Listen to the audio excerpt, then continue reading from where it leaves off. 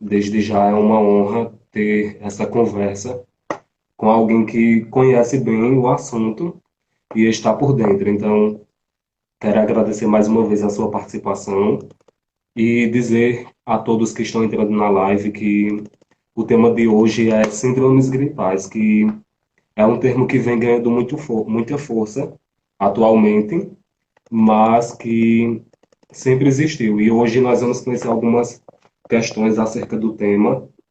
Eu já quero apresentar o Diego, que é gerente de vigilância e controle das doenças transmissíveis da Secretaria do Estado de Alagoas. Mais uma vez, seja bem-vindo. E já Obrigado. para começar, eu gostaria que você explicasse o seguinte, que com a eclosão da pandemia pelo novo coronavírus, surgiu o termo síndromes gripais e ganhou força ultimamente. Nós estamos vendo na mídia, na TV, nos principais sites de notícias aqui do nosso estado. Mas o que significa, quais são essas síndromes gripais, o que significam? Boa noite. Como o Carlos já me apresentou, me chamo Diego. Na verdade, síndrome gripal é o que a gente já conhece há muito tempo, né? São as famosas gripes. E aí, para se enquadrar dentro da definição de caso de síndrome gripal, é necessário que a pessoa, o indivíduo, ele apresente febre e mais um sinal ou sintomas respiratórios. E aí pode ser coriza, tosse, espirro, falta de ar, que a gente vai chamar isso de dispneia. Então, tudo isso vai tornar o que a gente hoje comumente conhece como síndrome gripal. É febre mais um sinal ou sintoma respiratório desses que eu falei. Então, isso, quando a gente faz a junção disso tudo, isso é uma síndrome gripal. Certo? E muitas pessoas elas não possuem ainda o conhecimento disso. E com essa eclosão do novo coronavírus, alguns sintomas praticamente eles se chocam. Então, o que fazer? Eu sei que tem a centrais de triagem aqui no município, em Maceió, mas, por exemplo, uma pessoa que acha que está com o coronavírus e deseja e já vai direto a uma unidade básica de saúde. O que ela deve saber antes de ir a uma UBS? Então, primeiro que a gente precisa deixar muito claro que são as regras hoje que existem de etiquetas para a população. Então, cada unidade básica de saúde, quando a gente fala de unidade básica, a gente está falando aquela que está mais próximo da população, os médicos, enfermeiros, e profissionais de saúde, agentes de saúde, todos esses que estão inseridos dentro desse contexto, todos eles já meio que começam a desencadear um processo de manejo desses pacientes dentro dessas unidades de saúde. A gente frisa muito que fique em casa, né? A gente tem dito isso desde o início da pandemia, a gente tem sempre afirmado isso, fique em casa, fique em casa. É, Dentro desse contexto hoje, dentro de um quadro de síndrome gripal, se ele é leve, tá? E aí isso é preciso deixar muito claro que algumas pessoas estão tendo casos de síndrome gripal e não estão procurando a unidade de saúde e aí procuram às vezes tardiamente. Então, qualquer desconforto respiratório é indicativo de procurar uma unidade de saúde de imediato, tá? Se é apenas uma coriza, você ainda pode ficar em casa, fazendo as etiquetas de higiene, tal, fica em casa. Agora, se você tem qualquer sinal de desconforto respiratório, é muito importante que você procure a unidade de saúde para que seja avaliado por um profissional médico, para que esse profissional médico já inicie o manejo ali naquele momento e faça as condutas adequadas, tá? Mas a gente tem difundido muito o termo que é fique em casa, é, se puder, né? Que a gente sabe que tem outras questões envolvidas. Mas o importante nesse momento, nesse cenário, nesse contexto, é que as pessoas fiquem em casa. É bem importante a gente permanecer a conduta das etiquetas de higiene e difundir isso cada vez mais para a população. Certo.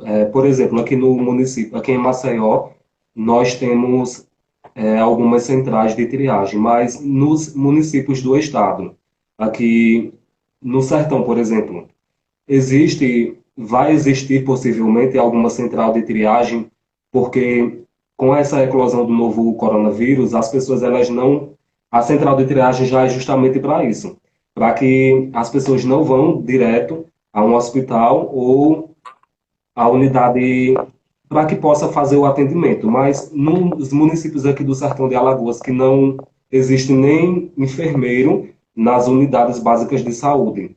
Como é que fica essa questão? Tem que ir ao município vizinho ou tem que sair de um município 3 horas de distância, 4 horas de distância até a capital para poder fazer esse exame, esse acompanhamento? Como é que fica essa questão? Não, ó, vamos lá. Primeiro que todos os municípios, os 102 municípios alagoanos, eles têm minimamente dentro do seu território uma unidade básica de saúde. Então, todos eles vão ter uma unidade básica de saúde. Nenhum município no estado de Alagoas não possui essa estrutura mínima, que é uma equipe de saúde da família. Então, todos vão ter, tá? Então, não tem essa coisa de sair, passar 3 horas. Isso eu estou falando de síndrome gripal. Lá no início, quando a gente começa a ter os relatos de Wuhan, da China, em dezembro, e aí a gente começa a ter esses relatos, a gente começa a fazer uma organização dentro da vigilância para a gente tentar ver quais seriam o que a gente tinha de potencial para ofertar e para oferecer para a população. E aí há um conjunto de ações voltada, em especial à assistência, porque a gente depende muito, enquanto vigilância, da assistência. Porque a assistência é quem vai executar. Quando eu falo de assistência, vocês precisam imaginar que é aquele profissional que está na ponta, que é aquele profissional que está executando, de fato, a ação de manejo do paciente. E aí, hoje, uma estratégia que foi adotada tanto pelo governo do estado como muitos municípios é estar fazendo centrais de triagem para fazer diagnóstico precoce. Porque o que é que a gente quer hoje? Nosso maior intuito é fazer o diagnóstico precoce, fazer acompanhamento e monitoramento dessa pessoa dentro do seu município, ou seja, dentro do seu município de residência, de origem, onde ele mora, para que ele não fique transitando de um lugar para o outro para fazer justamente isso. Então, assim, nós temos uma rede que foi criada de estruturas em diferentes aspectos e níveis de complexidade, ou seja, eu tenho a atenção básica, que é o que cobre a minha equipe, a minha população. Eu tenho algumas unidades de referência espalhadas por regiões de saúde, que essas unidades de referência são para casos mais graves. E aí eu tenho o que a gente comumente já vem vendo na mídia, questões de leitos de UTI, enfim, leitos clínicos para Covid. Mas dentro das unidades de saúde hoje, dentro dos municípios, todos terão uma unidade básica de saúde minimamente. Muitos municípios têm pronto atendimento, ou seja, eles têm a equipe de saúde da família regular de 8 às 17 e depois disso tem uma outra cobertura de um médico plantonista que vai ficar dando assistência a esse município. Então, quase todos hoje, eles vão ser dotados, alguns têm dentro da sua estrutura esse nível de organização. Muita gente também recebeu os testes rápidos. Então, os testes rápidos foram uma forma de descentralizar e de conhecer o caso de forma mais rápida na população. Então, o que a gente tinha lá no início, um cenário que a gente dependia apenas do laboratório central para fazer o exame, para dar o resultado, e que para a pessoa saber se era um portador e era um paciente que tinha Covid, e hoje a gente tem um teste rápido, então isso também facilita muito. Muitos municípios eles compraram, além de receber uma cota do Ministério da Saúde, e eu não sei muito bem como tem sido a questão da regularidade de distribuição disso, mas eu sei que tem tido uma regularidade nessa distribuição. Mas alguns municípios também fizeram aquisição de testes dentro dos seus territórios. Então, assim, isso também melhora muito o diagnóstico. Então, a gente já começa a ter uma expansão dentro do sertão, de Agreste, com casos já detectados, não tendo que vir para a capital e não esperando, por exemplo, que a saída seja o laboratório central como esse único resultado para essa população. Certo. E quais as ações que nós devemos fazer para evitar uma síndrome gripal? Ó, como eu disse, e aí a gente vem falando muito, que aí o mais importante são as etiquetas de higiene, e hoje a gente precisa estar muito atento com relação a isso, que é usar máscara, né? E aí é bem importante essa questão do uso de máscaras hoje na população. Tem algumas questões que para profissionais de saúde é um pouquinho diferente, para a população geral, a gente traz, a Organização Mundial de Saúde, ela adota uma outra alternativa, que é a confecção e o uso de máscaras, por exemplo, que essas que a gente costuma chamar de máscaras caseiras, enfim. E aí a gente tem a adoção dessas medidas como práticas de higiene hoje para combate ao Covid. Além disso, a gente precisa manter o isolamento social, o distanciamento de 1,5 metro das pessoas. E aí, tudo aquilo que é já difundido, ao tossir, colocar o cotovelo, fazer asepsia das mãos sempre, de preferência com água e sabão. Mas como a gente sabe que muitas pessoas se locomovem e precisam trabalhar e estão fora do seu ambiente, da sua casa.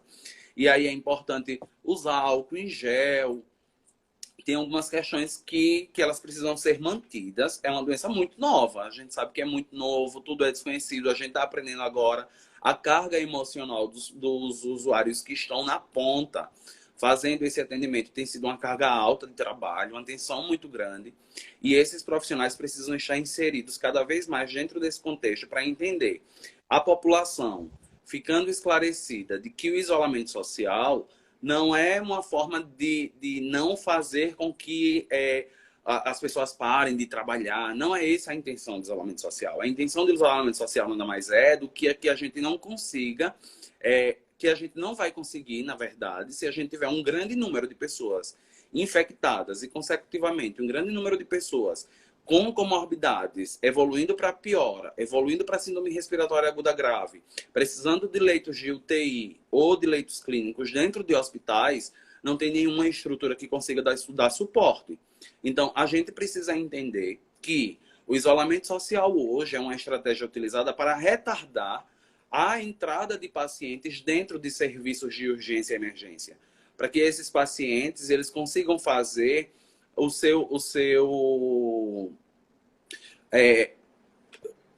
conseguir adotar modelos e conseguir um pouquinho retardar essa explosão de casos dentro de um ambiente hospitalar, que é o que a gente não quer. A gente quer sempre que os pacientes eles fiquem dentro da sua residência, sendo monitorado e acompanhado, e não evoluindo para as formas graves, para a piora, que é, nesse caso, a síndrome respiratória aguda grave. Então, a principal medida hoje é manter as etiquetas de higiene, uso de água e sabão para lavar as mãos, uso de álcool em gel se você não estiver em casa. Além disso, usar máscara sempre, manter distanciamento social, o distanciamento entre pessoas de 1,5 metro. Todas essas questões elas precisam ser sempre reforçadas.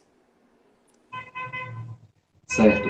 Diego, e no caso, se uma pessoa já possuir algumas doenças pré-existentes, como sinusite, rinite ou asma, uma síndrome gripal, ela pode agravar ainda mais esse quadro clínico do paciente?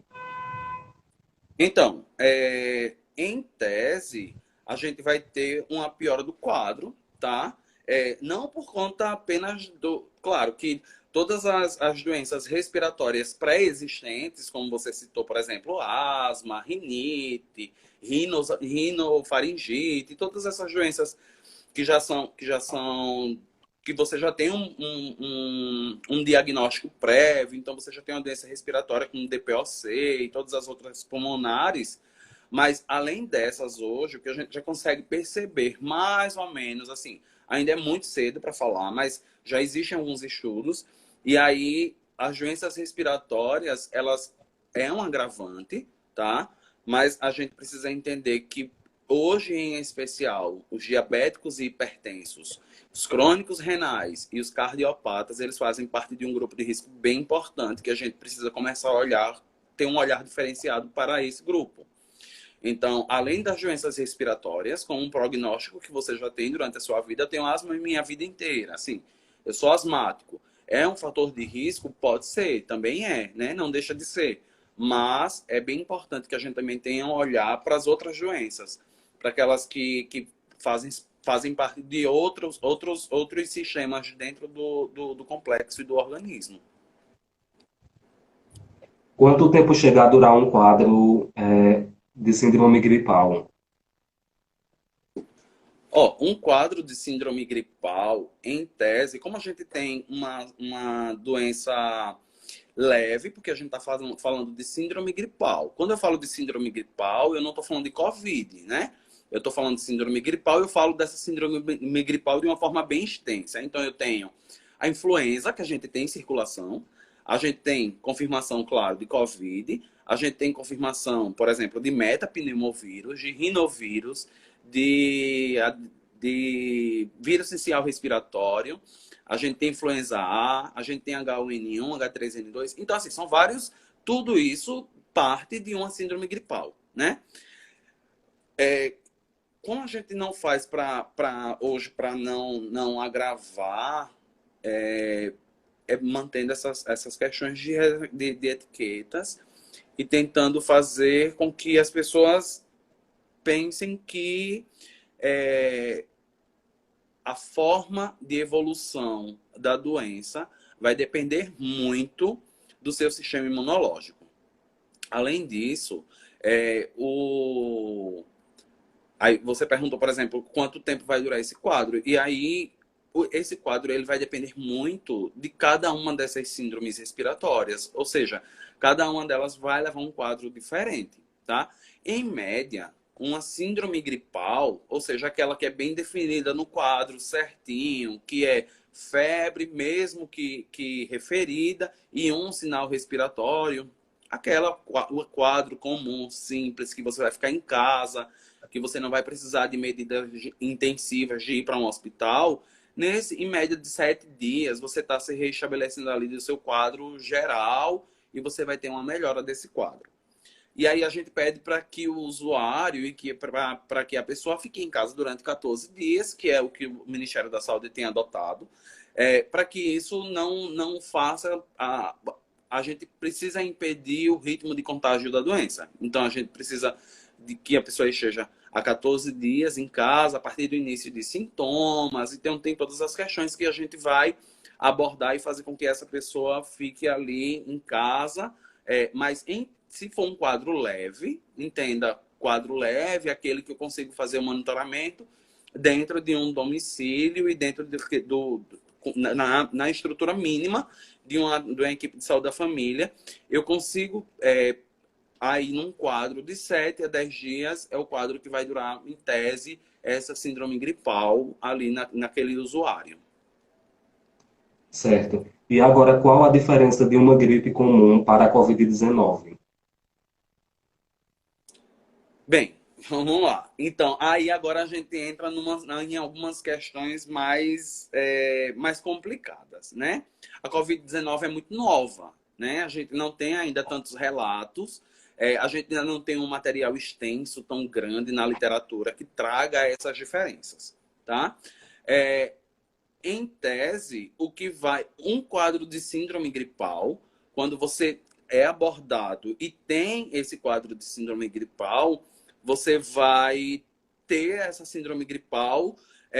O que vai dizer se isso é Covid é um exame.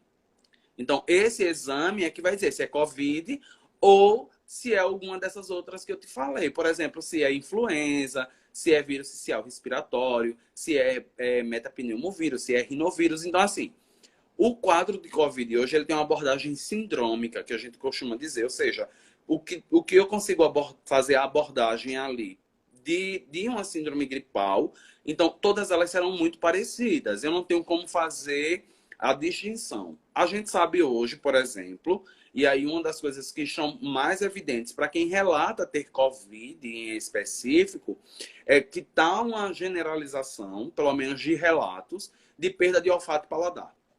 Isso é o que a gente tem visto muito das pessoas que já tiveram e que relatam essa ausência de olfato e de paladar, né? Você não consegue nem sentir cheiro e nem sabor. A gente sabe que esses são alguns relatos, mas a gente ainda não tem isso na definição de caso, por exemplo, da Covid. A Organização Mundial de Saúde até tentou fazer eu acho que os Estados Unidos tentou fazer essa inserção de outros sintomas para diferenciar a Covid, mas de fato, eu acho que não foi ainda para esse caminho. Mas hoje, de fato, a gente não tem como diferenciar a Covid de uma outra síndrome respiratória, de H1, de influenza e todas as outras.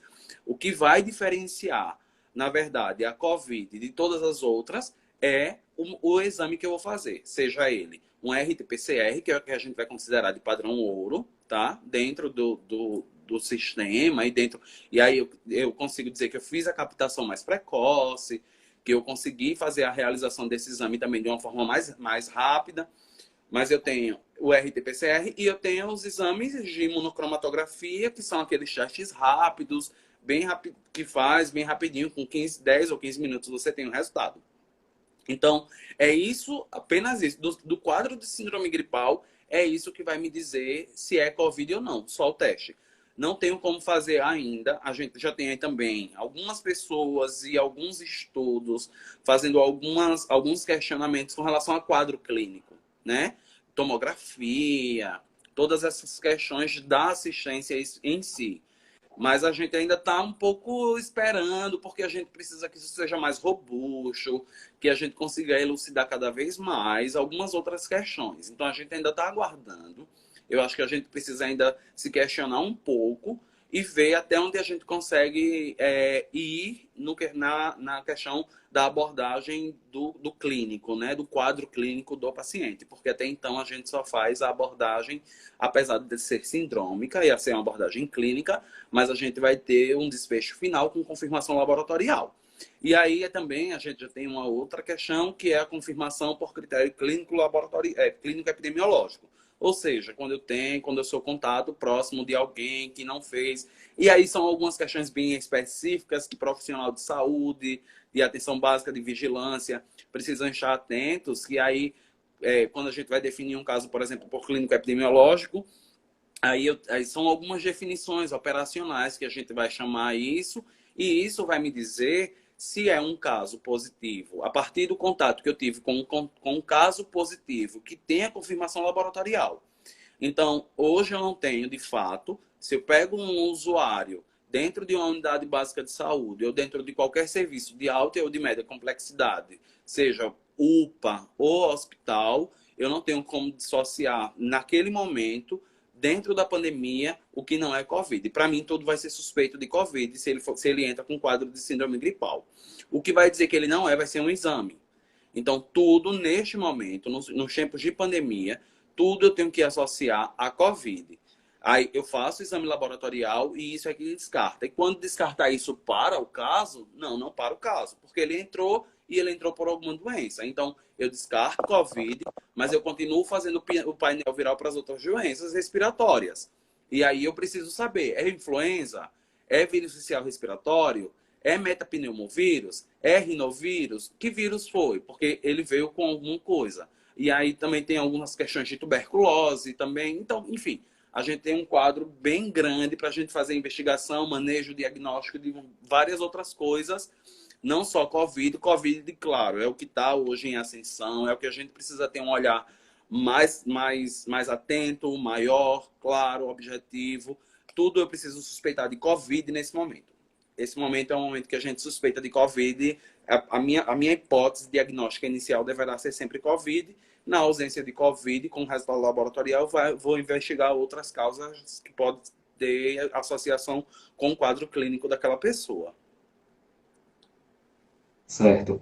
E nós sabemos que todo fim de tarde, geralmente às 17 horas, a CESAL divulga o balanço dos casos de coronavírus no estado. Mas também existe o balanço dos casos de síndromes gripais, ou elas já estão incluídos nesses casos descartados que são divulgados? Não, ali está incluso tudo, tá? Ali está inclusos todos os casos de síndrome gripal, tá? Eu acho que hoje já chegamos em 15, quase 15.500, eu acho, não me lembro agora o número exato, do boletim que foi lançado hoje. Nós temos quase 15.500 casos confirmados de Covid, tá? A gente está tratando ali de Covid.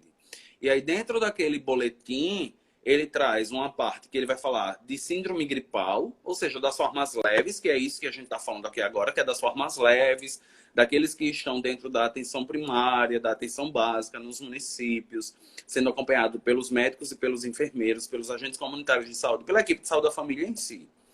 E aí ali eu trago, aí a gente traz depois o pessoal do CIEVES, na verdade, e aí eles fazem um recorte dessa síndrome gripal de Israg, ou seja, aqueles que já evoluíram para uma forma mais grave, tá? Então a gente já não tem mais aquele que está na atenção primária sendo monitorado, a gente tem agora aquela parte que vai para o hospital, que é aquela parte que precisa de internamento em UTI, em CTI, em todas essas questões.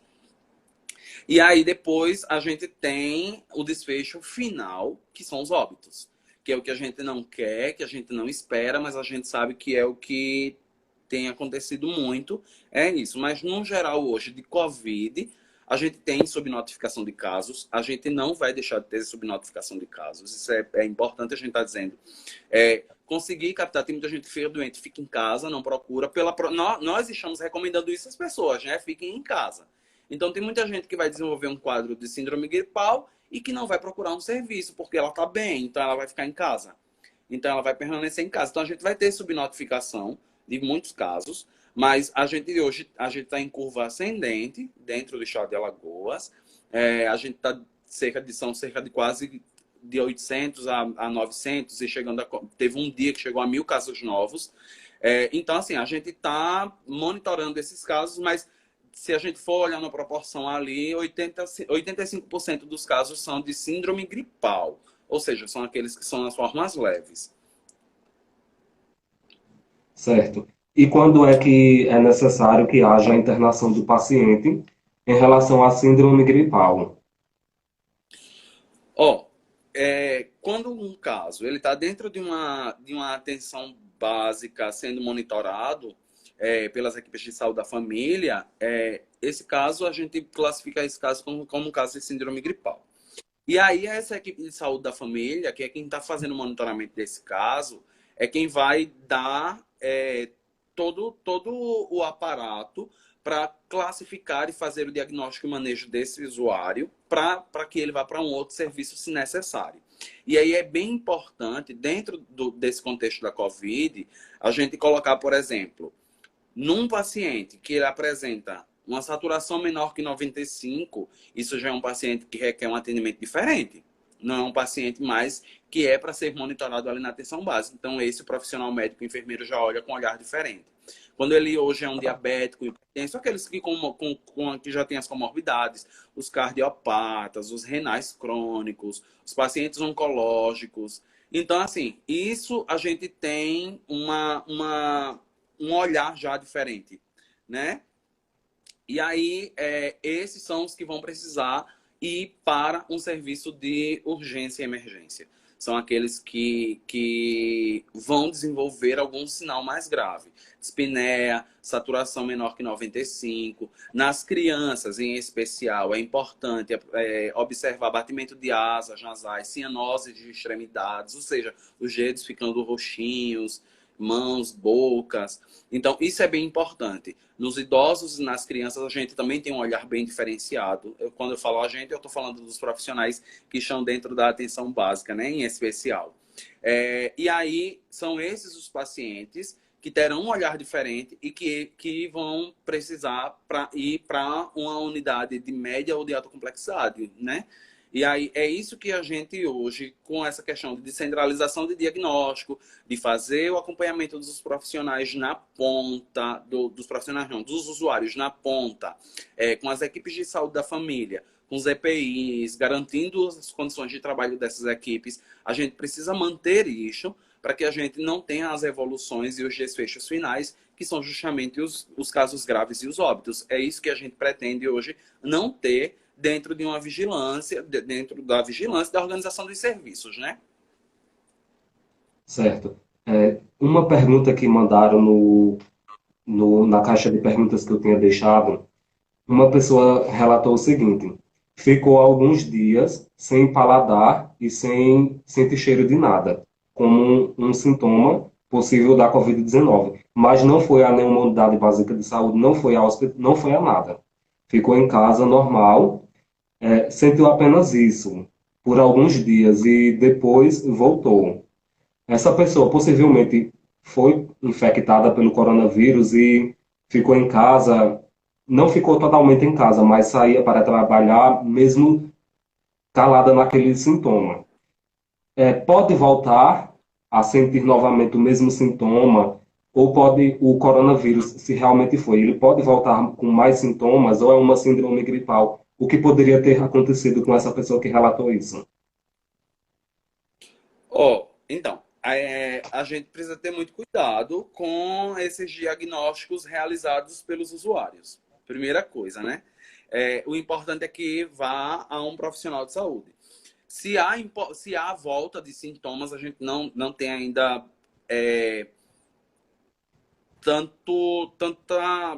tantas questões para conseguir afirmar isso, sabe?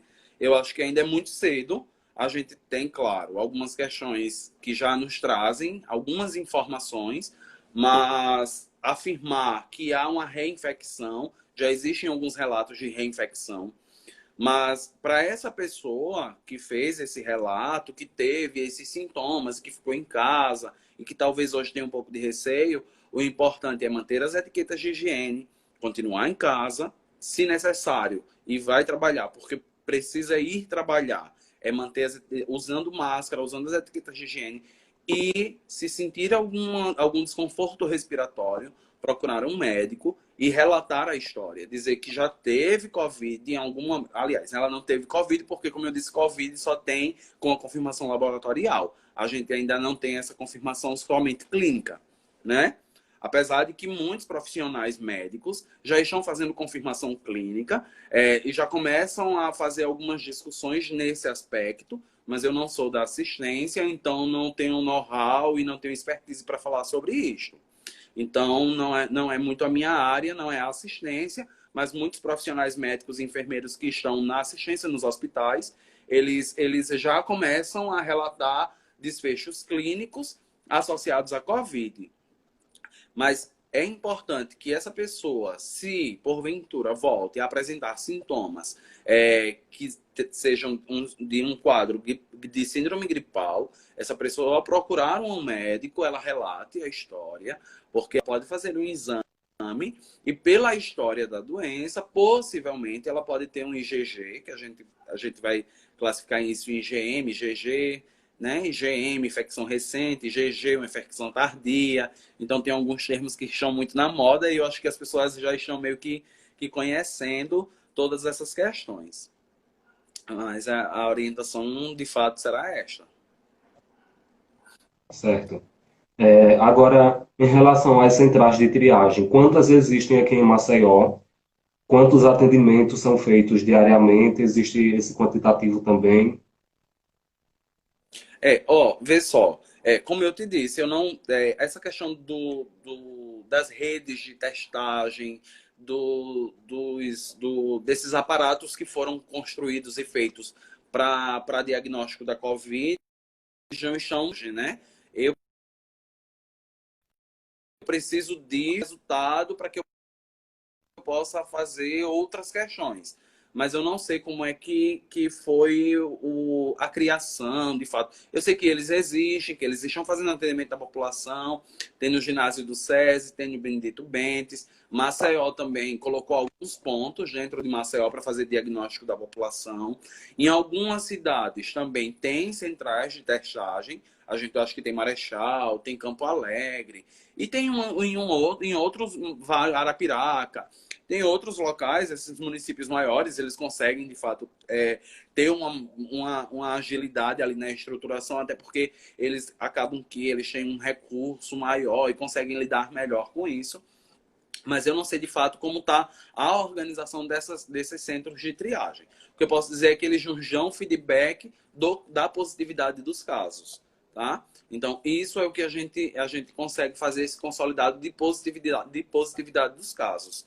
Então, eles são muito importantes hoje, dentro dessa estratégia. Eu acho que é uma estratégia bem importante, porque a gente consegue ampliar diagnóstico de testagens para o Estado, para diferentes cidades, com diferentes cenários, diferentes aspectos, com incidências que precisam ser vistas todos os dias, porque isso vai revelar o quanto eu estou testando, o quanto eu estou fazendo de diagnóstico ali daquela população, onde é que eu preciso fazer uma intervenção mais rápida.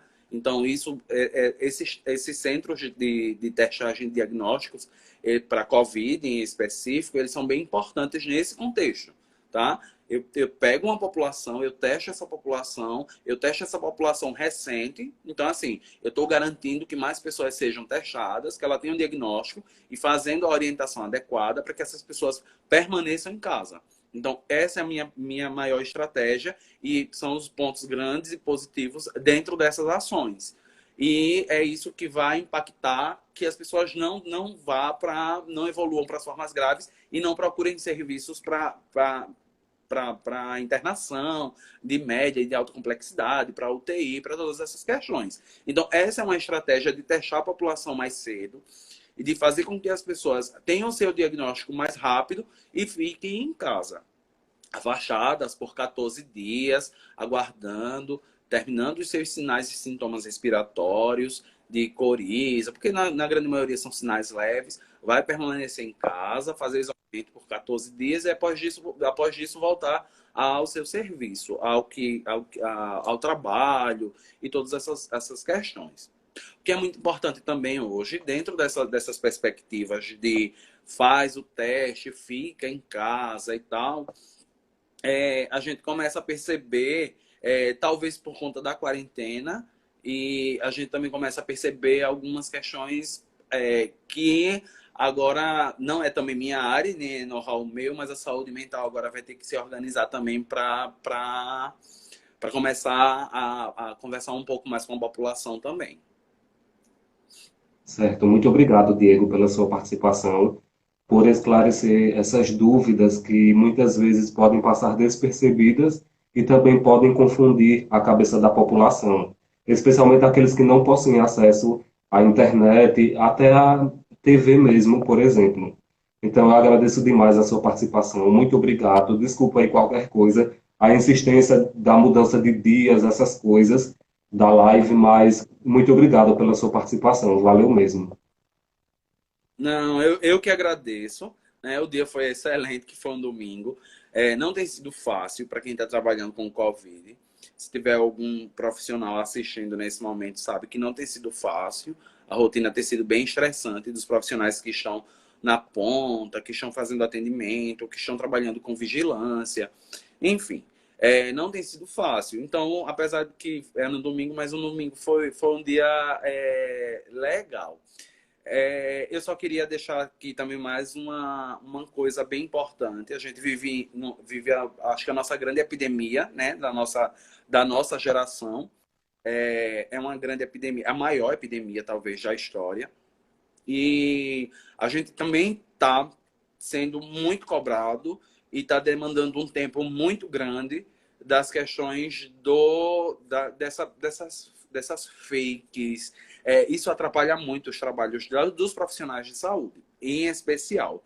Então, isso tem demandado muito tempo. A gente ainda tem que correr atrás de fake news, para desfazer fake news e todas essas questões. Então, quando eu vejo profissionais de saúde, em especial, né? Quando a gente tem a população em si, e a gente, quando profissional, vai lá e faz aquele alerta e diz, não posta porque não é verdadeiro, é falso. Mas os profissionais de saúde em si, eles precisam estar muito atentos.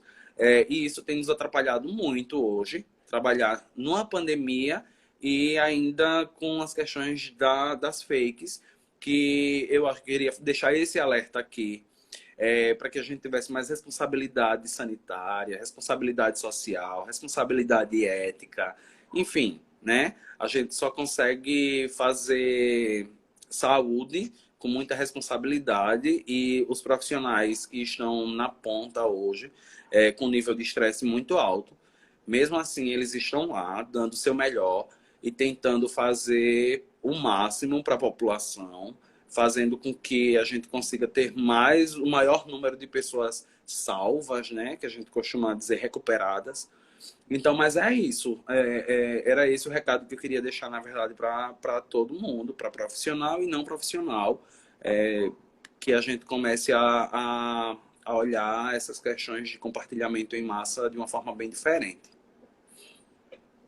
Verdade. E essa semana eu também tive um bate-papo acerca das fake news e foram apresentadas inúmeras fake news em relação ao Covid-19 no estado de Alagoas. E assim, a população que cria essas fake news são pessoas baixas, sem, como é que eu posso dizer, mal educadas, pessoas que não querem nada com a vida e quer atrapalhar a vida de quem está cuidando dessa situação. Então, é um caso que requer muita atenção também, mas isso tudo logo vai passar e não vai ser como antes, claro. Vamos tomar todas as medidas para prevenção ainda mais desse, para que não venham outros males como esse.